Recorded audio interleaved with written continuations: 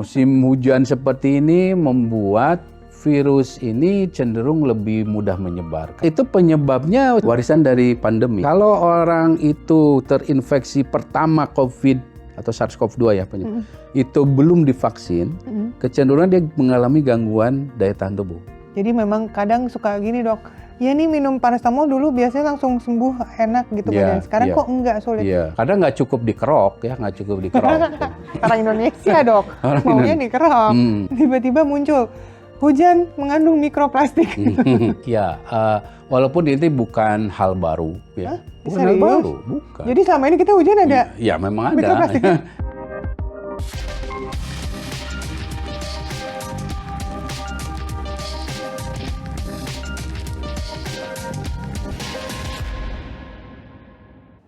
Halo people semuanya, gimana, sehat semuanya? Apa ada yang lagi batuk pilek? Kayaknya kalau sekali kena belakangan ini kok lama banget sembuhnya ya. Ada yang pernah ngerasa gitu nggak? Nah, gimana kalau kita bahas kali ini tentang batuk pilek, infeksi saluran pernapasan atas terutama ya, yang sulit banget sembuh dan sebenarnya apa sih penyebab di baliknya? Nah, sudah kedatangan tamu yang luar biasa hari ini, kedatangan Dr. Diki Budiman, MD, MSc, PhD, epidemiologi, peneliti praktisi kebijakan keamanan kesehatan global di Pusat Kesehatan Lingkungan dan Penduduk Universitas Griffith, Australia. Waduh, luar biasa, dokter. Apa kabar Dr. Diki? Nuhun. Sehat? Ya, alhamdulillah. Tetap nuhun ya dong ya? Nuhun, saya orang udah Bandung lah. Di Australia ya, lama dong, saya udah dosen. hampir 7 tahun ya, tetap aja. Tetap gorengan, sama aja. Wow. Tapi kalau lagi musim gini ya harus kurangi memang gorengan. Itu, ya, harus batuk, dikurangi goreng-gorengan. Ini kru-kru di balik layar ini semuanya langsung melihat makanan di depannya masing-masing ya kan. Dokter Diki, kan Dokter Diki banyak banget ngasih pembicara nih di mana-mana nih. Habis ini juga mau ke TV nasional gitu kan.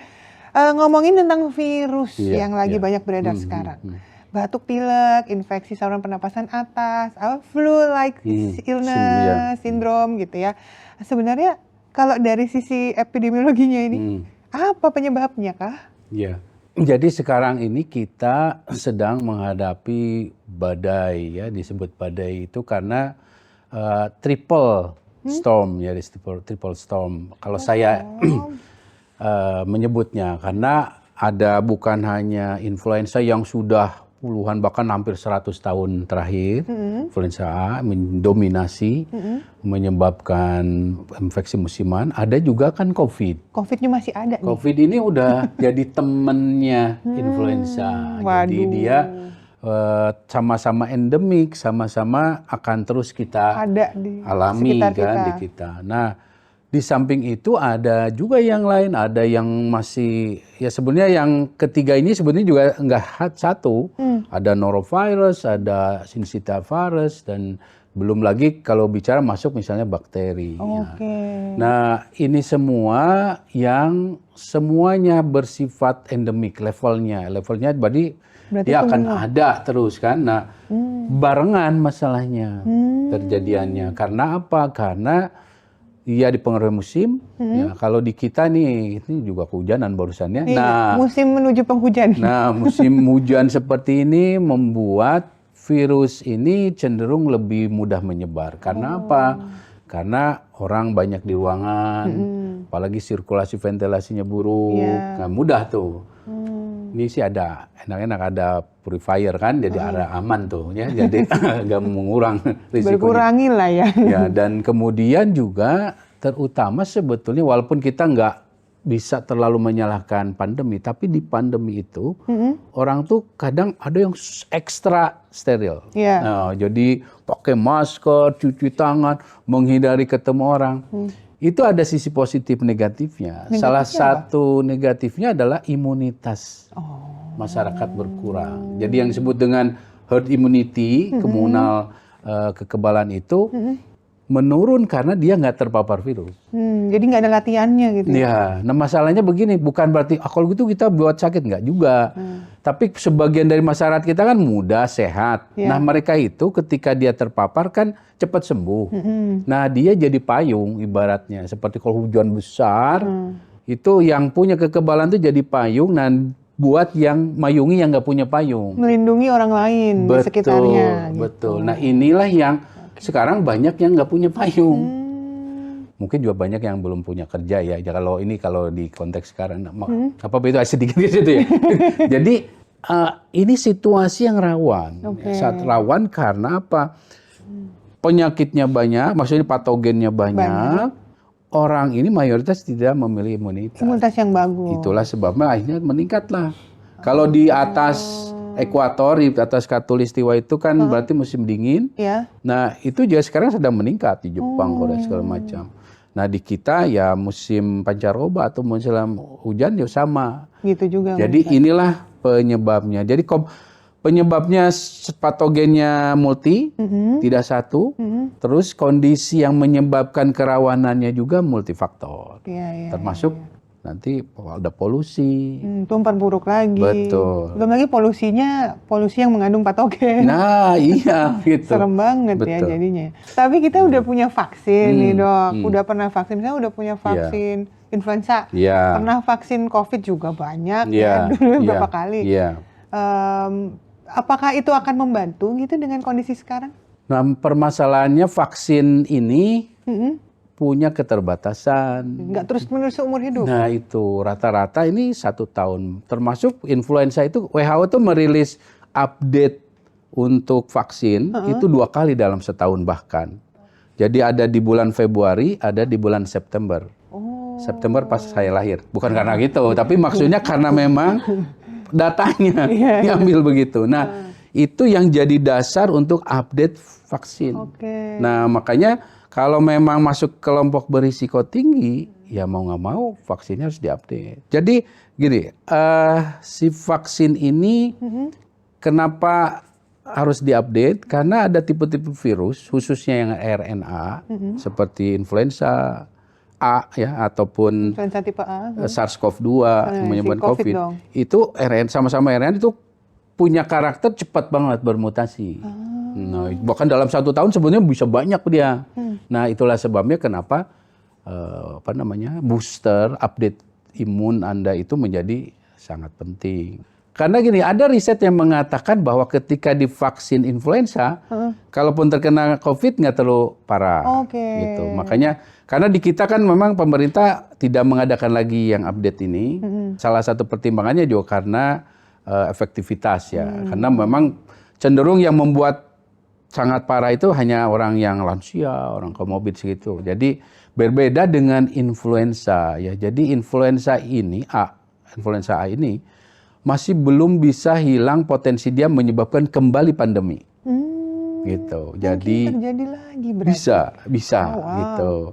Berbeda dengan COVID-19 yang kecenderungan ya tampaknya sudah melemah saja gitu. Nah, karena seperti SARS-CoV-1 kan juga begitu. Betul, dia melemah hilang. Betul. Nah, kita berharap SARS-CoV-2 gitu. Mudah-mudahan ya. Walaupun ya tampaknya masih agak perlu waktu lama, tapi setidaknya untuk melindungi ya terutama vaksin. Saya sangat menyarankan lah pada masyarakat, apalagi Anda bepergian ya, sering keluar negeri ataupun bahkan di dalam negeri sekalipun, itu untuk melakukan vaksinasi flu ini secara rutin. Karena ada anggapan gini, banyak yang bertanya menyatakan ke saya, kan flu itu penyakit orang bule. Jadi maksudnya gini, vaksinasi flu itu umumnya kan di luar. Di Indonesia itu nggak terlalu umum. Masa sih? Tapi kan orang kena flu kayak tiap... Ya kalau kita kan dokter Risa dokter juga gitu. Jadi maksudnya ini masyarakat. Gitu ya? Gitu. Masih beranggap dia merasa itu buat ya? Apa kan ini. Jadi kalau bicara wabah-wabah flu kan selalu dulu di negara 4 musim. Gitu, negara 4 musim. Jadi merasa bahwa Indonesia nggak terlalu terdampak. Padahal sama. Dan bahkan bisa serius kalau dia misalnya sudah lansia di atas 65, komorbid lagi, ada punya gangguan imunitas. Nah ini yang ke arah pneumonia, dan itu yang bisa juga fatal. Ini influenza tipe A ini juga salah satu yang menyebabkan bisa ke arah pneumonia? Betul. Jadi tapi pada kelompok itu ya, pada kelompok yang rawan, yang rawan itu. Makanya ya Bio Farma itu salah satu yang mendistribusikan ini ya, jadi dengan ini pemerintah tentu. Nah, salah satu karena peran saya juga untuk mempromosikan kesadaran melakukan update booster vaksinasi ini. Karena bukan karena beli vaksin, bukan, karena kalau Anda terutama yang lansia ini sampai parah masuk rumah sakit, tetap saja membebani layanan rumah sakit. Tambah lagi kalau cepat disadari, kalau tidak ya sama bisa mengalami fatalitas gitu. Apalagi sekarang nggak cuma lansia. Ya. Saya lihat kan banyak anak kecil, terus betul. Kita juga orang usia produktif sampai dirawat. Betul. Demamnya nggak turun-turun. Betul. Gitu. Itu memang salah satu kriteria. Betul. Apalagi kalau usia di bawah 2 tahun, hati-hati. Kalau di bawah 2 tahun itu kan saluran nafasnya masih kecil banget ya. Mungkin 2 mm kurang lebih. Jadi kalau ada lendir, ya, itu kalau berflu itu kan atau pilek itu kan ada buat bayi itu, waduh, bahaya. Itu akan serius. Apalagi berkepanjangan. Iya. Ini kan kayaknya 2 minggu nggak cukup sembuhnya gitu. Betul. Terus pengaruh ke tumbuh kembang anak juga. Betul. Sakitnya itu kan bisa lama. Iya, lama. Sekarang itu kecenderungannya. Jadi itu penyebabnya sekali lagi juga multifaktor. Selain ada sisa-sisa warisan, ya. Warisan, saya sebut warisan lah supaya lebih mudah warisan dari pandemi itu. Kalau kecenderungan, ini riset mengatakan kalau orang itu terinfeksi pertama COVID atau SARS-CoV-2 ya itu belum divaksin, kecenderungan dia mengalami gangguan daya tahan tubuh. Jadi si virus SARS-CoV-2 penyebab COVID ini punya karakter kayak HIV virus. Jadi ngeganggu, bandel gitu, mengganggu sistem imunitas kita. Sehingga orangnya jadi udah yang tadinya kalau sakit bisa cepat sembuh sekarang agak jadi lama. Atau bahkan cepat capek sekarang. Nah, seperti itulah yang diwariskan dari masa pandemi. Nah, orang-orang yang saat ini sakit ya jadinya jadi lama. Iya. Cuma sembuh. Belum lagi kalau bicara dia tinggal di daerah yang polusinya tinggi gitu, atau dia juga ya situasinya, gizinya dan lain sebagainya. Oke, kalau dari variannya sendiri kan sekarang COVID itu, si SARS-CoV-1 itu masih tetap si Omicron. Betul, ini masih, kan masih. Ya. Sekarang 100 ya, 100 bukan 100 ya, 100 yang LF 7 iya, ini. Nah, ini dia yang masih mendominasi. Tapi ya tentu berbeda dengan waktu Delta dan sebagainya. Sekarang ya dia hanya dia paling depan, ibaratnya itu kenapa paling depan? Dia paling cepat bisa menginfeksi manusia. Karena ini cepet-cepetan kalau virus itu. Karena apa? Karena dia nggak bisa lama di luar tubuh manusia kan. Iya. Ketika dia cepat masuk ke dalam tubuh manusia menginfeksi, berarti dia yang paling survive, bisa bertahan. Kalau yang udah kalah ya itu yang akhirnya tersingkirkan gitu. Karena itu seleksi alaminya begitu. Gitu. Makanya dia mudah menular ini. Betul. Jadi mutasinya itu ke arah kecepatan menginfeksi masuk ke tubuh manusia. Supaya dia makin paling lama bertahan tuh. The strongest, the fittest dari itu ya. Yes, wow. Gitu. Ini ada juga yang banyak melaporkan belakangan ini ada HMPV ya. Iya. Itu juga lagi banyak beredar. Ya itu pun sebetulnya bukan penyakit baru kan, sebetulnya sudah lama. Hanya ya itu metapneumovirus ini. Ini dia meningkat ya karena selama masa pandemi tadi orang-orang yang bersih gitu-gitu itu dan termasuk kekebalan komunal ya di masyarakat itu menurun. Makanya virus ini juga akhirnya naik lagi. Ya, naik lagi. Umumnya virus itu kalau menginfeksi termasuk influenza itu suka meninggalkan jejak ya. Kalau kenangan sih nggak apa-apa ya, tapi ini meninggalkan jejak yang membuat merusak imunitas. Itu dia. Itu yang akhirnya membuat orang-orang yang apalagi sering terinfeksi virus itu cenderung lebih rentan sakit. Gitu. Jadi jangan menyengajakan diri Anda untuk sakit. Nah ini sini ya. Jangan. Jadi kalau prinsip dalam ilmu kesehatan, apalagi kesehatan masyarakat, pertama adalah mencegah lebih baik daripada mengobati. Iya betul, setuju. Betul. Banyak juga orang yang akhirnya di masa-masa sekarang ini kan menganggap ini batuk pilek biasa. Terus kaget kan, biasanya kan batuk pilek, demam, minum obat-obatan over the counter, sembuh dok. Sekarang enggak. ini berarti ini virusnya lebih ganas nih. Iya. Itu obat ini apa udah nggak mempan nih gitu. Iya, Nah, itu iya. sebenarnya apa sih di balik itu? Ini bukan pertama saya dengar ya, di masalah itu bagaimana bahwa saya batuk biasa, pilek biasa. Jadi manusia yang sehat itu tidak batuk, tidak pilek. Jadi istilah batuk biasa, pilek biasa harap Anda tinggalkan gitu. Karena tidak ada batuk biasa, pilek biasa. Nggak Jadi biasa, ya? bahkan ketika bersin sekalipun berarti ada sesuatu yang merangsang terjadi. Iya. Nah, itu kan refleks reaksi tubuh untuk melakukan pelindungan, termasuk demam. Demam pun tidak ada yang biasa. Makanya kalau batuk lebih dari 2 minggu, nah kan ke arah penyakit TB itu, Iya. nah gitu. Atau pilek-pilek terus, nah ini kenapa nih? Apalagi berwarna misalnya lendirnya, kemudian juga kalau demam, apalagi lebih dari 2 hari kok demam terus. Nah ini yang berarti tanda-tanda yang harus disikapi serius. Virus ini memang salah satu jenis penyakit ya, jadi patogen virus ini paling agak sulit dapat mencari obatnya. Obat-obatnya biasanya yang sifatnya meredakan gejala, paracetamol ataupun ibuprofen dan lain sebagainya. Namun sekarang ini masalahnya kita ya itu kondisinya sudah rawan bukan hanya dalam konteks individu dan masyarakat. Lingkungan eksternal kita ini makin nggak sehat, Iya sih. gitu. Jadi kalau bicara batuknya kok lama, wah jangan-jangan rangsangan batuknya dari polutan, Bisa. karena debu, tapi bukan mikroplastik ya debunya, itu beda lagi. Nah tapi ada debu, karena orang akhirnya cenderung yang makin sensitif, mungkin alergi ya akan batuk gitu. Dan bahkan riset terakhir mengatakan bahwa menemukan kalau orang sudah pernah terinfeksi virus yang saluran nafas, batuknya itu cenderung lebih lama dia. Sekarang itu. Oh gitu malah ya. Betul, dia bisa sampai 2 mingguan, dan itu sekali lagi kecenderungannya kemungkinannya ya memang karena imunitas juga dan lingkungan yang buruk.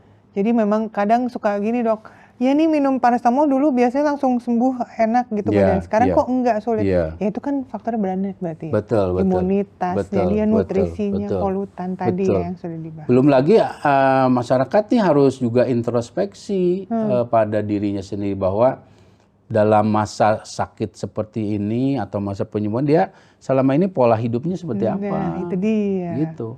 Apakah suka olahraga, merokok, kan? Itu memperburuk kan pasti. Nah, memperburuk, kurang tidur, kadang nggak cukup dikerok ya, nggak cukup dikerok. Orang Indonesia dok, maunya dikerok. Ternyata virus nggak ada hubungannya sama Iya. Benar kan? Berdasarkan data nih dok, katanya di DKI Jakarta sendiri gitu ya, itu kan kasus ISPA-nya tuh udah hampir jutaan, 2 juta hampir nih, 2 juta, gitu kan. Ini apa dong yang terjadi di balik itu? Apakah ini adalah kegagalan sistem surveillance nasional gitu kan? Atau emang ada kondisi yang wah ternyata emang harus diwaspadai, emang biasanya nggak segini gitu. Sebetulnya kalau ada peningkatan kasus, seorang epidemiolog itu akan melihat sebagai kabar baik. Ya, kabar baik apa? Berarti kemampuan kita menjaring kasus, mendeteksi itu bagus. Itu bagus, karena gitu. makin banyak yang terdeteksi. Iya. Nah, dan itu biasanya terjadi di negara maju atau kota maju, seperti DKI. Nah, tapi jumlahnya jumlahnya kan 2 juta nih, kurang lebih 1,9 sekian. Nah, yang perlu diperhatikan adalah sebetulnya turunan dari data itu adalah bagaimana sih sebetulnya dampaknya pada kelompok seperti apa saja, apakah meningkatkan juga misalnya kunjungan ke rumah sakit. Nah, tapi kalau bicara di musim seperti sekarang yang saya bilang lagi badai seperti ini, itu sesuatu yang bisa aja gitu. Kita prediksi, maksudnya ya itu wajar. Harusnya wajar dalam tanda kutip, karena sebagian besar kan sebetulnya nggak membuat mereka akhirnya ke rumah sakit dan sakit, tapi deteksi yang yang disampaikan ini sebenarnya tanda awal atau bagus bahwa surveillance-nya jalan. Iya sih. Bayangan saya gini, kalau di awam tuh ya, Anda ikan jaring gitu. Jaring. Nah, jaring kita punya jaring yang berbeda ukuran lah. Ada yang untuk ikan yang besar, ada yang ikan kecil. Nah, yang satu disebutnya dengan ILI itu. Influenza-like illness. Itu jaring gede. Itu jaring gede itu. Jadi karena yang gejala seperti influenza banyak banget. Bahkan ya orang yang terinfeksi HIV bisa aja ada gejalanya. Itu pertamanya adalah influenza-like illness. Jadi kayak orang flu gitu. Kenapa yang dirujuk influenza? Karena influenza ini nenek moyang penyakit ya influenza gitu. Maksudnya kayak flu itu di 100 tahun lalu. Nah, kedua adalah SARI, penyakit nafas yang dideteksi terjadi di setiap layanan kesehatan. Ini yang lebih jaringnya lebih kecil. Nah, keduanya ini kalau ada peningkatan yang tidak biasa berarti kan harus punya contoh tahun lalu. Iya, perbandingnya. Nah, perbanding itu berarti ada sesuatu. Nah, ini jadi kalau banyak saja dan tidak ada bedanya dengan tahun lalu, ya it's okay. Berarti nggak apa-apa dong. Yang menjadi perlu kewaspadaan lah kalau di antara itu akhirnya menyebabkan pneumonia. Itu dia. Kemudian nggak bisa diketahui penyebabnya apa pneumonia itu. Pneumonia atau radang paru ya. Nah, ini yang harus sangat ekstra waspada dan curiga ada orang baru nih gitu kalau istilahnya ada virus baru, ada penyakit baru. Nah, itulah jadi kalau ada namanya undiagnosed pneumonia, itu yang seorang epidemiolog akan alert banget nih, ini jangan-jangan ada penyakit baru. Itu biasanya cikal bakal seperti pandemi COVID kemarin. Ya. Oke. Kalau dari pemerintah sendiri sampai sekarang nggak ada program vaksinasi wajib influenza ya? Nah, sejauh ini belum. Nah, itu yang menurut saya pemerintah harus mulailah memprogramkan ini ya. Khususnya pada kelompok yang rawan. Kita mulai ya. Walaupun bayarnya saya lupa ya 200-an atau berapa saya lupa. Ya artinya kalau bisa ditanggung sebagian pemerintah untuk kelompok yang rawan ini yang akan melindungi mereka. Oke, ini mulai mendekati musim penghujan. Biasanya penyakit macam-macam banget nih, ada diare segala macam, tifoid naik lagi juga gitu kan. Ada satu lagi yang jadi bahasan masyarakat. Tiba-tiba muncul hujan mengandung mikroplastik. Apa itu harus menjadi concern kita juga? Walaupun ini bukan hal baru ya. Bukan hal baru, bukan. Jadi selama ini kita hujan ada? Ya memang ada. Dan di negara lain, bahkan di negara maju, mereka sudah mendeteksi 5 tahun lebih lalu, sampai ada yang bahkan 10 tahun. Bicara plastik ini kan sudah menjadi cemaran yang ada di mana-mana. Dan bicara plastik, kalau bicara mikroplastik itu partikelnya dia. Jadi partikel, jadi pecahan ya kayak plastik ya kan disobek-sobek gitu ya. Nah, itu yang di bawah ukuran 5 mm atau kalau butiran pasir itu ambil satu kan susah banget ambil satu. Itu lebih kecil lagi dari itu. Nah, jadi bayangkan karena ini dia plastik berarti kan kalau dalam fisika itu berat jenisnya ya. Sama air. Jadi dia ringan kan namanya di plastik, jadi dia bisa terbang dan bisa nempel di uap dan akhirnya ke bawah kan untuk akhirnya jatuh dalam bentuk hujan bisa di wilayah lain. Jadi ya plastik-plastik yang nggak termanage baik pembuangannya ini akhirnya berkontribusi menjadi partikel plastik, dan itu yang akhirnya menjadi hujan. Terus itu ada dampak apa yang harus kita waspadai? Jujurnya saya pertama tentang mikroplastik ini, dia ada penelitian yang menunjukkan potensi bahaya ke kanker, gangguan hormon, bahkan reproduksi, bahkan potensi misalnya ke gangguan gizi ya. Karena dia masuk, jadi ketika diabsorpsi itu tubuh kita kayak ditipu, ini jangan zat gizi, padahal bukan, padahal plastik kan. Nah itu yang bisa menimbulkan tentu dampak kesehatan. Tapi itu baru teori. Gitu. Jadi masih perlu penelitian dan betul perlu waktu gitu. Nah, tapi juga ya sebagai seorang ahli kesehatan kita harus mengajarkan pada publik kehati-hatian itu penting. Walaupun sekarang belum ada dia katakan ini sakit karena jelas ada mikroplastik. Walaupun mikroplastik sudah terdeteksi bahkan di plasenta itu sudah terdeteksi. Jadi ada nanoplastik bahkan itu pada level yang sudah sangat kecil. Nah, ini harus diwaspadai dengan adanya penelitian-penelitian ke arah resiko tadi, sehingga ya kita mau tidak mau harus melakukan pencegahan. Bukan jangan kehujanan, karena susah, saya juga kehujanan barusan. Tapi melakukan upaya kalau kehujanan ya sudah ya jangan sampai basah begitu ya. Kalau sampai basah kuyup, apalagi pakai apa namanya kalau jas hujan ya. Nah, si jas hujannya itu harus begitu sampai rumah diguyur. Diguyur air. Kitanya kalau memang sudah kebasahan itu ya mandilah gitu. Keramas karena dia nempel si mikroplastiknya ada di air itu. Karena dia kecil kan dia kering jadi debu kan. Jatuh di rumah. Nanti ya jadi terbang, terhirup.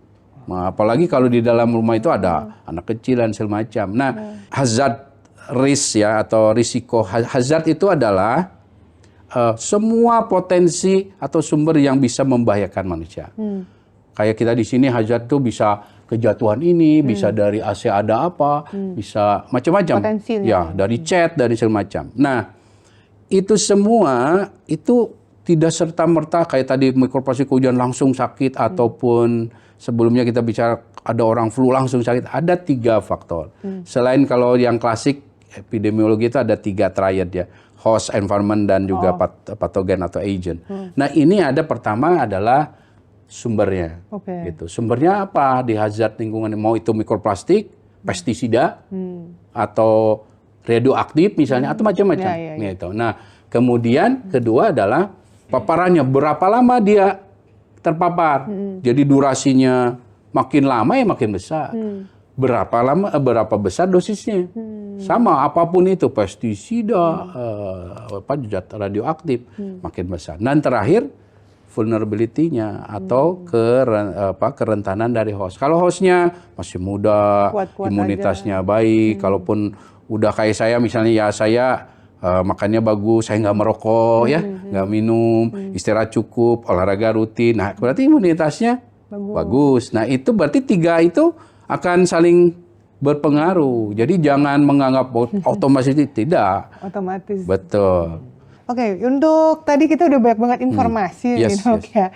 Ada nggak nih pesan atau filosofi dosen nih ya yang ingin disampaikan ke publik semua, ke lovely people, supaya tetap sehat dan waspada di tengah musim badai berbagai penyakit ini? Ya, saya ingin berpesan ya bahwa manusia itu punya peran. Jadi kalau bicara epidemiologi, ilmu epidemiologi itu ada yang namanya 0 kasus. 0 kasus itu merujuk pada orang pertama yang terkena, kemudian menginfeksi orang lain atau menyebarkan pada yang lain. Itu namanya 0 kasus. Jadi ketemulah, oh situ, kayak misalnya di pasar Wuhan, ada. Nah, dicari sih 0 kasus itu. Nah, itu punya makna filosofi. Filosofinya adalah berarti setiap kita ini bisa jadi 0 kasus itu. Kalau kita tidak berperilaku hidup bersih sehat di segala aspek. Kenapa saya sebutkan segala aspek? Karena dari mulai ujung kepala sampai ujung kaki. Saya nggak ngelewatin yang tengahnya, pasti semuanya gitu. Nah, karena penyakit HIV/AIDS, bahkan gonore misalnya. Sekarang gonore itu makin menjadi isu karena obatnya udah nggak efektif, jadi resisten. Karena ya dia tidak memerankan itu. Nah, oleh karena itulah, karena kita semua bisa menjadi 0 kasus itu, perankan Anda sebagai orang yang bisa melakukan pencegahan dari awal. Tidak merugikan Anda, tidak merugikan keluarga, apalagi masyarakat. Dengan cara apa? Bahkan membiasakan cuci tangan, kemudian membiasakan kalau ini pakai masker, ada yang sakit ya dijaga jarak dan lain sebagainya. Itu bukan hidup bersihnya Anda itu juga akan berkontribusi pada Anda tidak menjadi 0 kasus. Mudah-mudahan tidak terlalu complicated pesannya, tapi stay healthy ya, juga alert, itu penting, stay alert. Dan ya saya bolehlah karena ini happy people atau lovely people. Oh, lovely people. Iya. Ya, stay lovely itu juga penting. Ya, oke. Aduh, keren banget. Terima kasih banyak ya, Dr. Becky sudah sharing segala macam. Yang penting inget ya, kita pokoknya tetap harus jaga kesehatan kita lagi di tengah badai penyakit seperti ini. Yes. Jangan salahin virusnya ya. Balik lagi ke daya tahan tubuh kita dan gaya hidup sehat kita. Terima kasih, Dok. Sami-sami. Sampai jumpa, lovely people.